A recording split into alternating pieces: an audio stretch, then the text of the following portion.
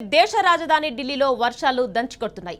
బుధవారం నుంచి కురుస్తున్న వర్షాలతో రోడ్లపై నీరు నిలిచిపోయింది. ఇక భారీగా ట్రాఫిక్ జామ్ అయింది. దీంతో నగరవాసులు తీవ్ర ఇబ్బందులు పడుతున్నారు. ఇక మరోవైపు భారీ వర్షాల నేపథ్యంలో అండర్ పాస్లను మూసేశారు అధికారులు. ఇక వాహనదారులు అప్రమత్తంగా ఉండాలని సూచించారు. ఇక ఇదిలా ఉంటే మరో 2 రోజుల పాటు హస్తినాలో భారీ వర్షాలు కురుస్తాయని పేర్కొంది ఐఎండీ.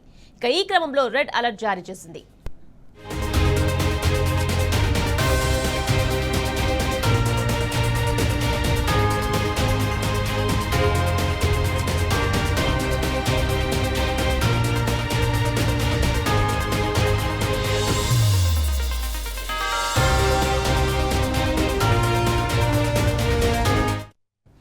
దేశ రాజధాని ఢిల్లీలో వర్షాలు దంచికొడుతున్నాయి. బుధవారం నుంచి కురుస్తున్న వర్షాలతో రోడ్లపై నీరు నిలిచిపోయింది. ఇక భారీగా ట్రాఫిక్ జామ్ అయింది. దీంతో నగరవాసులు తీవ్ర ఇబ్బందులు పడుతున్నారు.